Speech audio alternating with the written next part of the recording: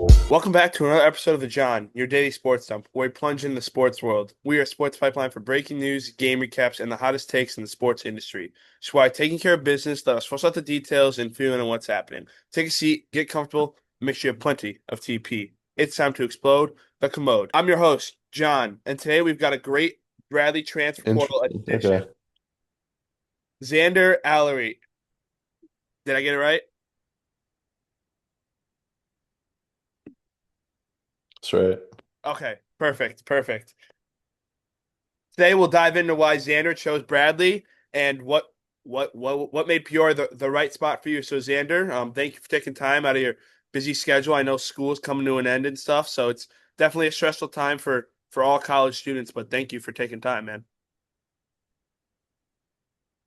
Yeah, no problem. It's good to be on here. Um, yeah, I really chose Bradley. I mean, it was the only visit I went on. I went on a few Zooms in the portal.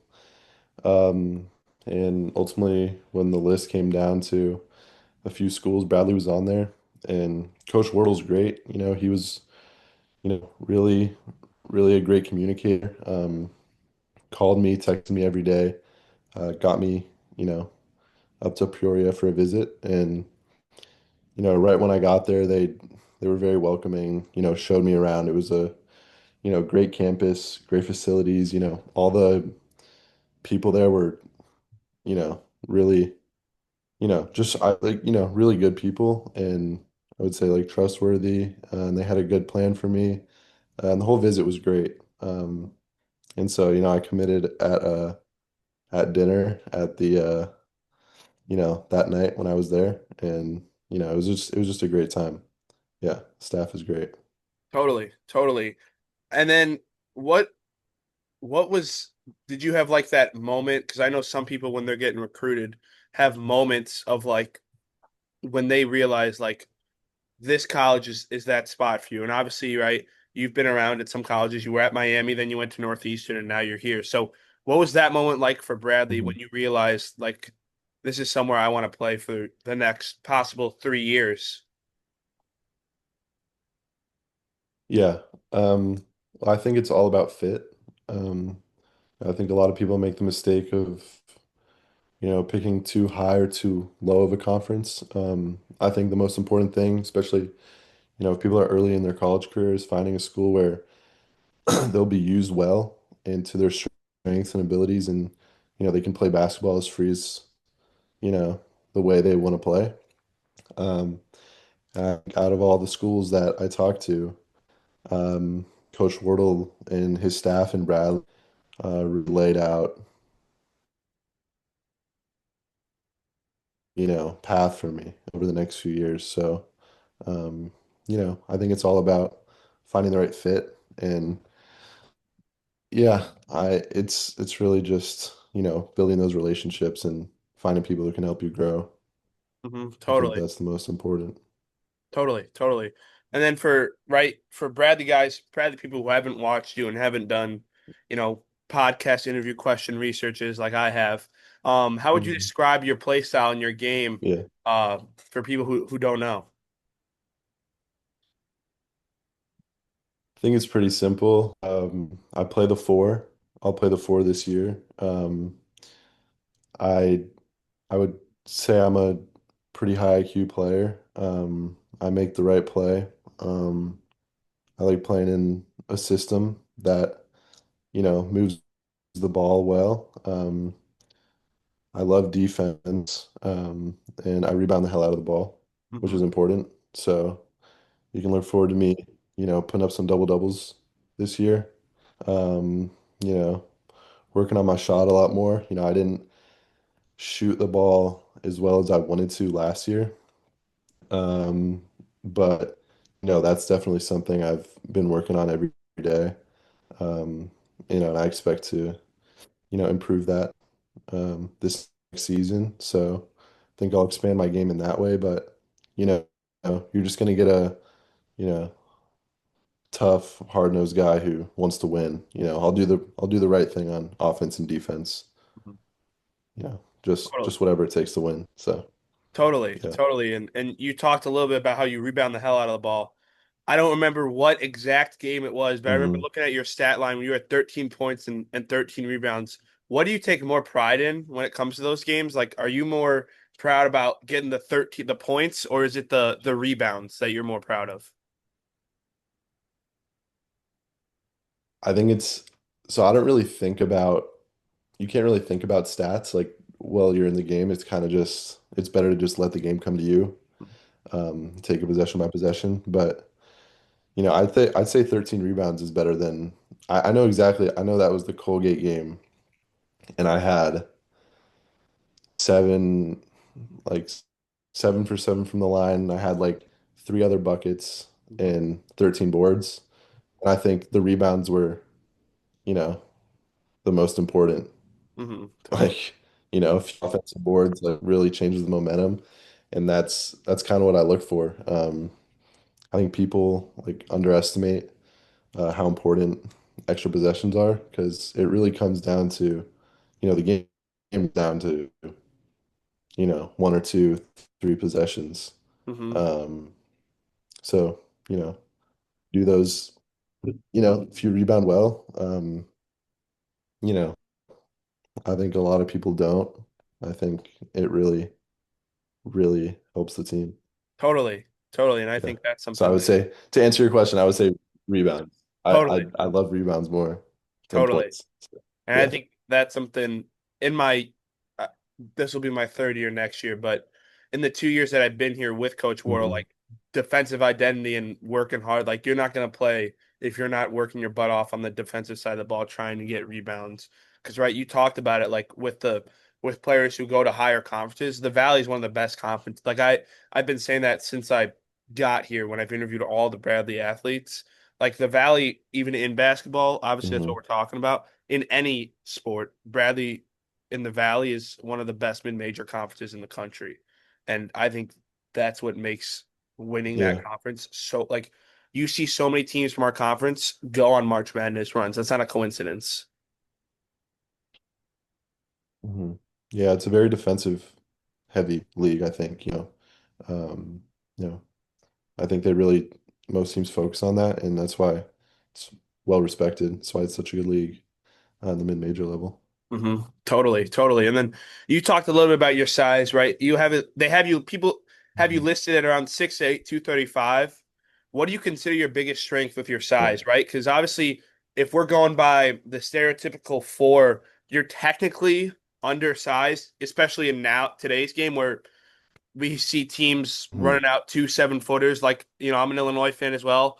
2 7-footers is like that. So in today's game where you're undersized, what do you consider your biggest strength right now?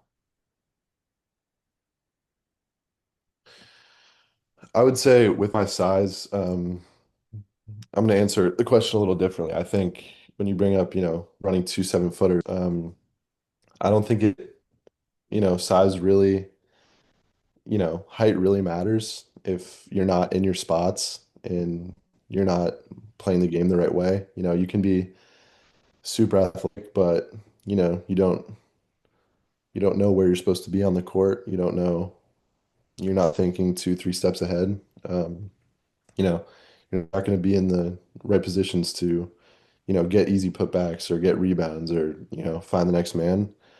I think what really helped me was when I would do individual workouts, for when I played last year.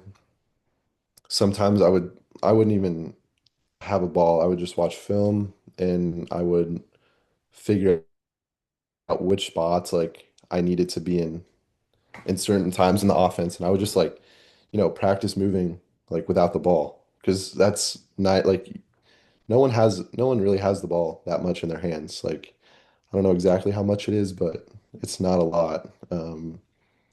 So I think, that's some good advice is like figuring out what you're doing without the ball. Um, I think that's very important. But I think with my size, just getting to those right spots and being able to attack mismatches one of my strengths. Hmm. Totally. Yeah. And I think that's something that is going to fit well, especially in the Valley where it feels like these past 2 years no one you don't know what's going to happen because 2 years ago that was Drake, Bennett Sturts, and them. No one expected that. Mhm. This year, Yeah. I think the preseason pick was Illinois State, and you and I ended up going on a run and won the whole thing. So like that's another thing that I think I was talking to Trayvon when I interviewed him. Like that's what makes it so much more interesting as well. Is like since we're having a big portal class come in, like a bunch of new guys with recruits and stuff, you don't know what's going to happen. I Hmm. think that's what makes it so much more interesting. It's like because the Valley has proven to us the past 2 years, you don't have to be a bunch of returning guys. It can be a good group of winners, and that's what it looks like Coach Wardle is starting to build in the portal. And to kind of talk a little bit more about you, you've had games where you've had you talked a little bit earlier in the podcast about how you weren't too happy with the amount of shooting that you did, but you've had some games where you knocked down a couple of threes. How important is it for you to stretch the floor with your size? I think it was my first year playing college basketball. So I think stretching the floor, I would say that's an important thing. I need to improve over the next year, um, in the coming years. Because if you can't shoot at 1 through 4, um, it's hard to be on the court. You can do like all the other things right, but you know, you look at, everyone can shoot now. Yeah. So unless you're a, like one of the best rim protectors in the country, you got to be able to knock it down at a high clip. So, you know, I think that is going to be my number one priority. I've talked about that with Coach Wardle. I'm gonna, really hammer that this summer. Mhm. So Yeah, and expect some good results. that's something that coming to Bradley, that's something that we've been, insanely good at, right? That 2 years ago, I'm assuming you weren't really watching much Valley basketball, but Bradley had one of the best 3-point shooting teams in the country. Like that, a lot of people were picking them. Like whoever won the Valley in my freshman year 2 years ago, both of those teams had power to make a deep tournament run because of how good of a 3-point shooting team we were, right? And last year, you look at Mhm. the stats, and it's technically not right a dominant 3-point shooting season compared to the past Bradley seasons, but they still had guys who can shoot the ball, right? Our star, Jaquan Johnson, shot 40% from three. So, like, it's not an issue of, right, it might not have been the team shooting. We still have people on this team that can shoot, and that's what I think excites me most about this team is no matter who's on the roster, I know Coach Wardle, I know he's gonna, get them shooting the three ball, and that's what makes mid-major, especially the Valley basketball, so interesting to watch. Yeah, And then, no, I agree. yeah, my bad. I thought you were gonna say something. I was gonna say, I don't know. Let's Um, Early on in the let's season, go with right? you. Some you talked a little bit about how you started. This is your first year of college basketball. For people who don't know, you redshirted at Miami, then you came to Northeastern, did your thing, and now you're heading off to Bradley. You had some early season struggles, but right, some games with a 4-3, 2 points, few rebounds. But later on in the Mhm. game, right, double doubles are coming out a lot, a lot. Like it felt like almost every game. So what what went into that? What changed from early on in the season to the end of the season, and what made everything? It looked like right, and this is just from me looking at the stats and all the questions that I've made, but it looked like it got a lot easier for you as the season go on. So what made it so easy for you? I think the main thing was confidence. Um, it's a weird feeling like your first few college basketball games. There's always, I think no matter how good you are at what level you're at, like there's going to be some nerves to shake. Uh, um, like the first 3-pointer I shot, I'm like, I gotta, this has to go in. I'm like, I gotta do all these things right. Um, but just getting reps in, like live reps and playing more with my teammates, it just sort of settles you in. Um, and I think that goes for every college basketball player. Those first few games are a little, you know, you got some nerves, and then once those are out of the way, I think in my case, I was just, you know, kind of excited to make mistakes because I know I have like a lot of time to learn from them. And that's kind of the point is, developing and becoming a better player. And if you think about, always doing the right thing every time, like you're never going to get better. So, um, that I think was sort of, you know, my main takeaway. Totally, totally. And then we I kind of hammered home. You redshirted and then you transferred. From when you stepped foot hmm on Northeastern to here, this current day right now, what do you think has been the biggest area of growth for you in your game? From the moment I stepped on Northeastern campus to Yeah. now, Yeah. I would say the biggest area of growth. Yeah. That's what you said. Yeah. I would say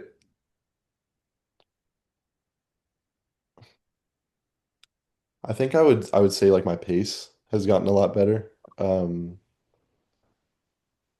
I kind of I kind of think, it didn't take too long for me to, sort of slow the game down for myself. I think that was sort of seen as I only played in the non-conference schedule, those first 11 games, but I felt like progressively, I got just a lot more comfortable. And, when I first started playing games, even practices, some things, like high pressure defense or, like being outsized or, being switched onto a guard sort of sped me up a little bit.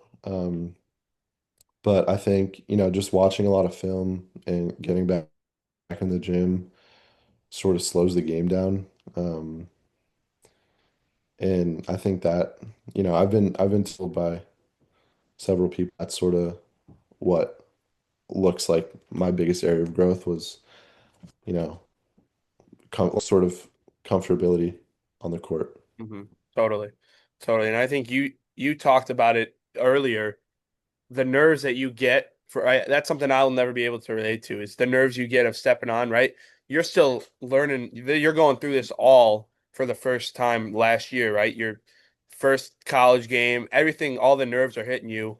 And then you got people kind of hmm saying, hey, you got to work on this as well. So I could imagine what that's like. And right now you have, I think that's why, and I'll talk a little more about it, but I think that's what makes, right? We saw Michigan, they just won the championship, right? And everyone's like hammering home, oh, it's all Portal guys.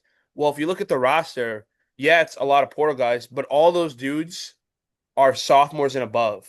Like playing college basketball for multiple years, it doesn't matter, right? Obviously, if you transfer, you want to have a good fit. But if you guys have that experience, which I think now we're getting here in Peoria, right, for Bradley, like everyone hmm having that experience, right? Trayvon, I was talking to him earlier. I told you I interviewed him. He's a senior. You'll be a sophomore. So it's like we're gonna have guys on this team that are older guys and that have experience, and that's what leads to winning. Um, Yeah, I agree. I think, can I add to that? I think the landscape of college basketball is, really shifting towards, unless you're a top, like, unless you're a five-star coming out of high school, it's really tough to get recruited now, and it yes, will get way more difficult for these high school guys to, land at a high major or even a mid-major school, um, because all these teams are trying to compete for championships, and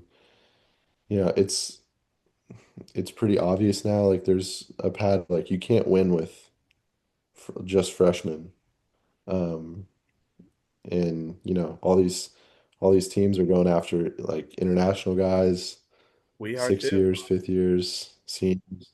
Yeah, and like just what you have to do. So Exactly.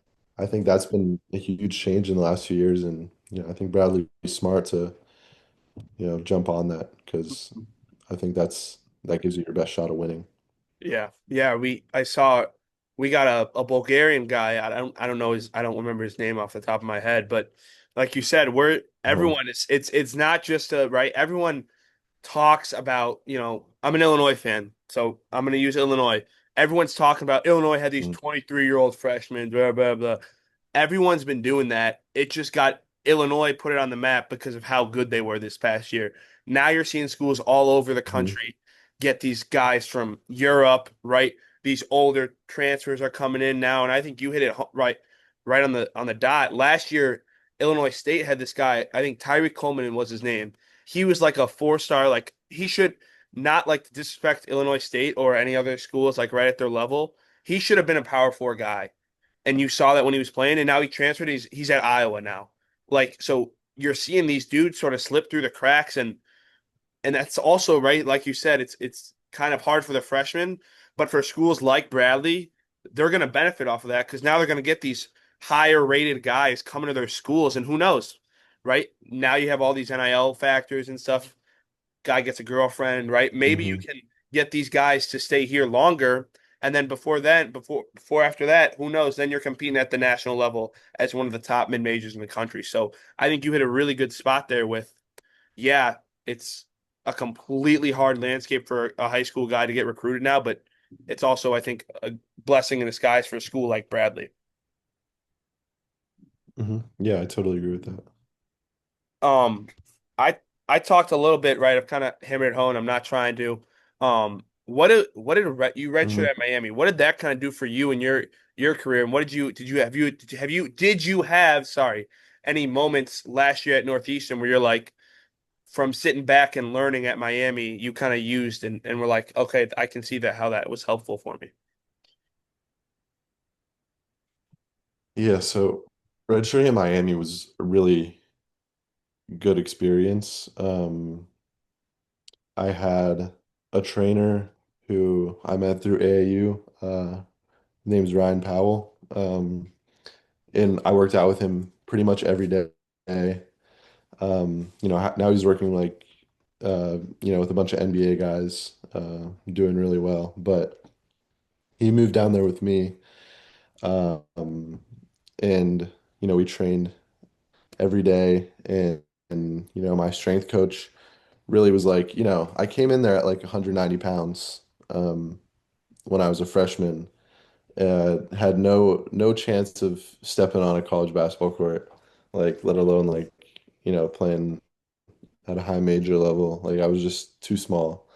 And they were like, yeah, you gotta put on some weight. And so I was like, I just ate like a horse for like a year. Um, and got up to like I think I got up to like 240 at one point. So I think I put on like 50 pounds. I was just like force feeding myself. Um, and so that really helped me, for the next year, like for the next jump, like um, thinking about how I was gonna play at the 4 spot in college. Like you have to be strong, to battle down low. So that was super important. I think a lot of the coaches I still talk to, they gave me a lot of good, a lot of good insight. Like they helped work with me. I was like, the main player of that team when I was at Miami. So like whenever we were practicing, I just got like, you know, like we're scouting for Duke. Hey, you get to be Cooper Flag. Just do whatever you want. So it was like, it was really good. It was a really good experience. And I think when I was at Northeastern, I kind of think, redshirting at that higher level and being able to play against, really good competition. It was the best freshman class in Miami history, in terms of like star ratings wise. And they had a lot of older transfers, a lot of seniors and juniors. Um, and I think playing against those vetted guys and learning from them, and also having to guard like, those big high major centers in practice, like it kind of prepares you. It's like once you step down to a lower level, um, or even, playing games against like Syracuse or Wake, um, like I did, it just I've already played against that competition. So, it's sort of, you don't really think twice about it anymore. It just kind of becomes basketball. Totally, totally. I think that's you were at Miami during, I mean, right, everyone talks about how it was kind of a down year. You were also there during one of the best times, right? They're coming off the Elite Eight or Final Four Or, run, right? yeah. So Yeah. like, right, people will talk about how that was Larinaga. Were you there during Larinaga's last year? Right? That was his last Hmm. year. Yeah. So like It was his last. people will talk about like that was a rough year, but you're there, all the winners, all the right. You're. It's not like that's the thing that is the most frustrating part I think about college and sports in general is people judge it by Mhm. such a year by year thing. They don't realize like guys from that team are still surround all over them, like had their footprints all over Miami. Even if it wasn't a player, it Yeah. was the coach. Like you had guys who are proven winners, and I think that also like even though right that season didn't go how you guys wanted it to, you still took so like because you can't take just the wins and losses and be like that was a lost season. Like it wasn't. You were able to learn from arguably one of the best coaches in college basketball of all time, right? The what it took For to sure. put that work in to get to the Final Four, and you're reaping the benefits of it now. And now, obviously, I'm going to go back to Northeastern. What did playing at Northeastern do, and what will it take to use that here in Peoria? Like what you did and learned in Northeastern, what will that take to kind of Hmm. implement that here, right? As you talked a little about it, and no disrespect, I'm pretty sure they're in the Patriot League. No disrespect to the Patriot League, but Yeah. the Yeah. Valley is definitely a step up, a step up. So what are you going to use from what you learned over there to Peoria? Yeah. So they're in the CAA, not the Okay. Patriot League. Okay. Um, but I think a little better, but similar. Hmm. Um, you know, Missouri Valley's definitely a step up. Um, like I was saying before, like I never played a team in conference. Like I only played against, some ACC schools, some A10s, and some other middling conferences. And so I have experience playing at like against bigger guys, Um, and I think in those games I played, um, I got pretty comfortable. Like I said, just shaking those initial nerves off and just, now I feel like I can, just freely play basketball. And the coaches at Bradley seem to trust me, and love my game and think it'll translate very well, to the Valley. And, I've done some of my research, and watched some film. Um, and I think they're right. I think they wouldn't be telling me stuff like Coach Wardle's too smart to be lying to me, I hope. I think he's a smart guy and I think he knows what he's talking about. And if he says my game will translate, I'm sure it will. So I'm confident in that. Yeah. Totally. Totally. And I think for people who just see, oh, he only played the non-conference, like I think even though, right, you want to play in those conference games, I think also playing a non-conference is a good thing because, like you said, you got to play those power teams, right? Talked about how you played some Power Five teams, right? Or Power Four, I guess now, some Hmm. A10 teams, which is another mid-major, very similar to the Valley in the terms of talent. So I think that's another thing too, is like you also have been around basically the Valley competition or higher your whole basically collegiate career, which I think is something that is going to, like you said, translate really well. And now I've kind of talked about what the coaches and how your plan fits. What excites you most about competing in the Valley, right? Being in those conference games and stuff like that. What about that excites you? So what excites me the most is with Bradley specifically, a big thing they told me was how great the fans were. Peoria has great attendance rates. Their fans love basketball.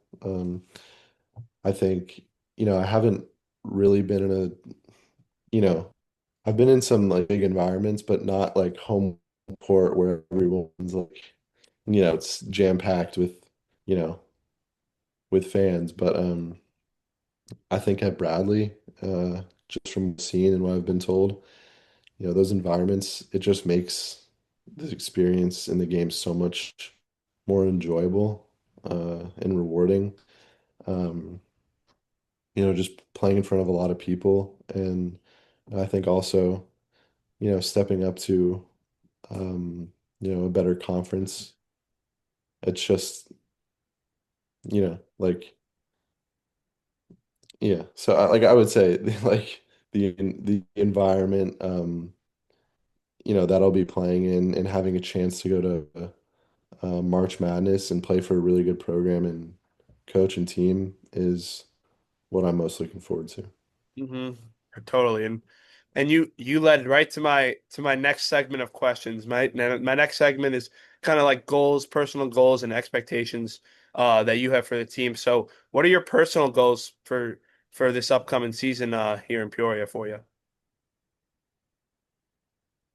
So I usually, before each season, I usually sit down and actually write them out. I haven't you really thought too much through that yet.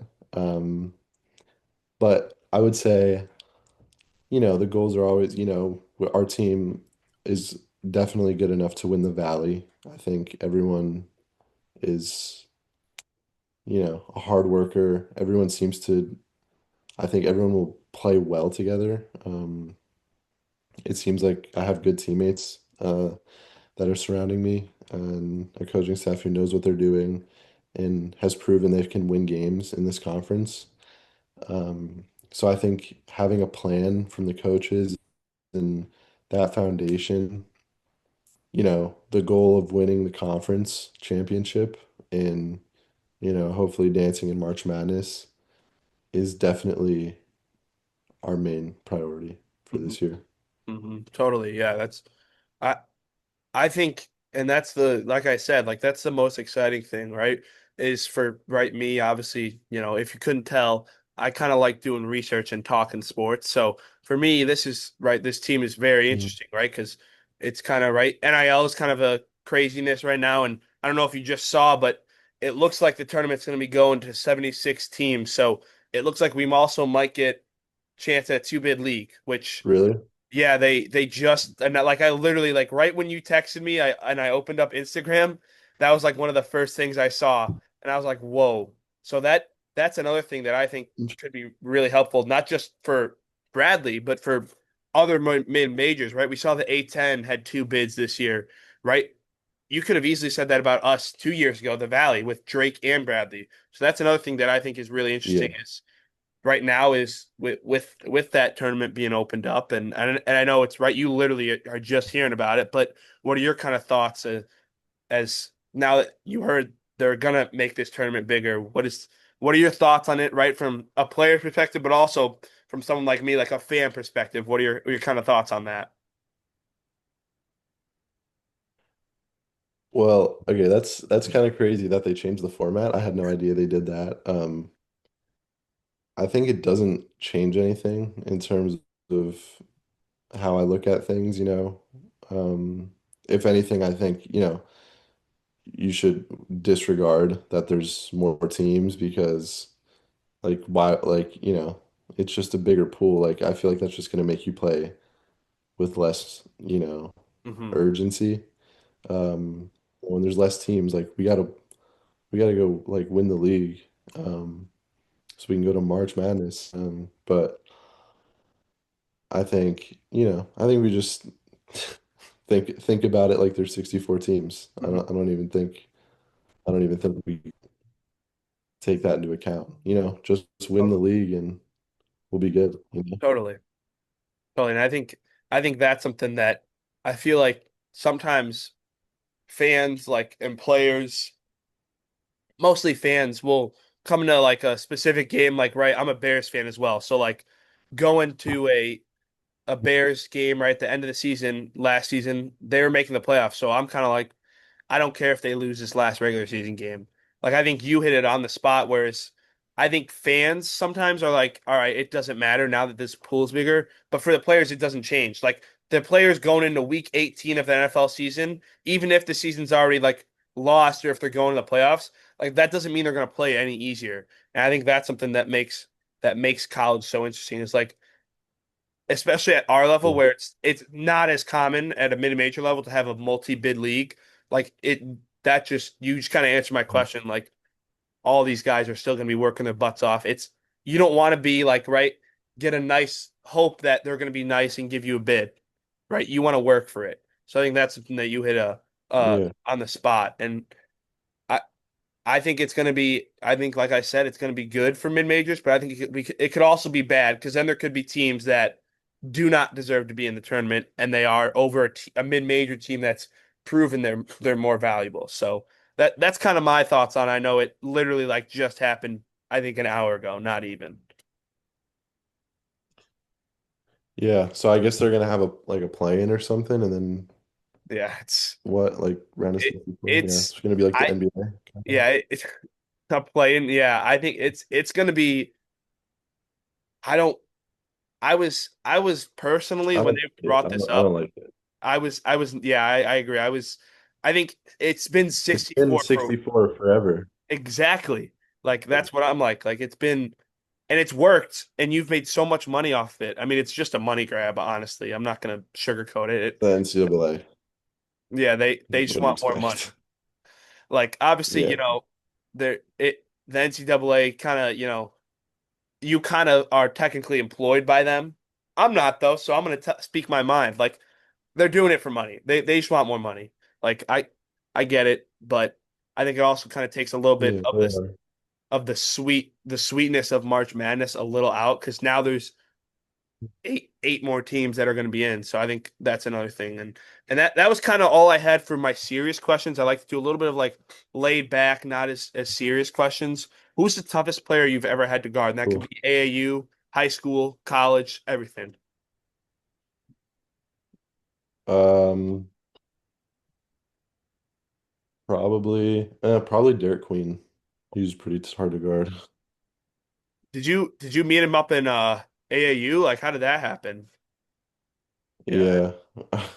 It was like,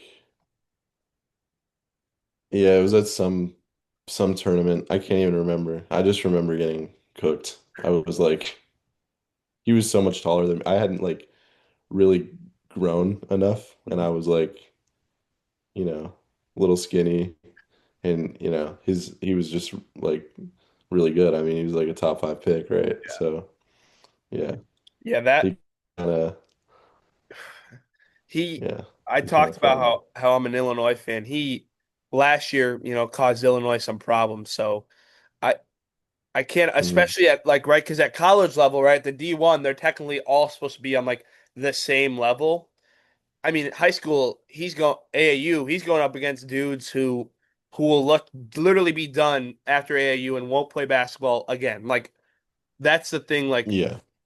that's what makes them look. And I'm not taking anything away from any of these guys who bust their like kids' asses in high school, but like Mhm. that's the thing that like sucks about it for like a high school guy is like you're literally going to be going to college next year and just going to college. This dude is could get drafted out of high school. Like that's how good he is. So that's the only thing that kind of sucks. Yeah. Um, who would you say you model Yeah. your game after? Ooh, that's a good question. Um, I have, like when I was at Miami, I would watch a lot of film on Bam. Okay. Um, like on his, it sort of depends on like what aspect of my game I'm working on. If I'm on the perimeter, um, I kind of pick players who move is like you want to pick players who have the same tendencies and move the same way.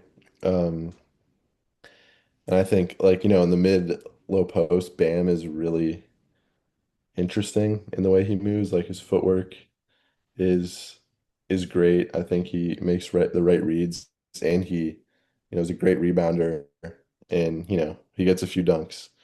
Um, and he can shoot a little bit. So I think that's sort of a player I've tried to model my game after. Uh, yeah, but my like my dad coached me my whole life, so I'm sure my game's modeled after him a little bit too. Mhm. Totally. Totally. You talked a little bit about Bam. I'm going to ask you about it. Do you think his 83 points, right? Obviously, it's going to go down in the history books, right? Unless someone, gets 100 or something. That's the second highest points in an NBA Mhm. game. Do you think it was legit, or do you kind of put a little bit of an asterisk because of he was basically just shot chucking at the end? Actually, I had to like speak in front of my class about this, like a project, but no, I argued that, I mean, I think it was legit, except it was against the Wizards, who are pretty terrible. So if it was against any other team, I think people wouldn't be complaining, but the Wizards are just so bad. It Totally. seemed fake. Totally, totally.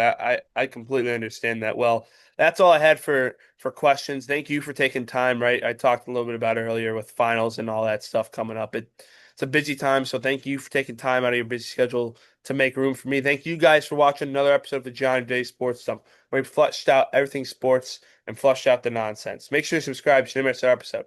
Don't forget to follow me on Instagram for sports updates and hot takes in real time. Join me next time at John, your day sports hub. We'll defecate on outdated sports opinions. Until then, keep game face on and stay regular. This is the John. Don't nobody go in the bathroom for about 35, 45 minutes.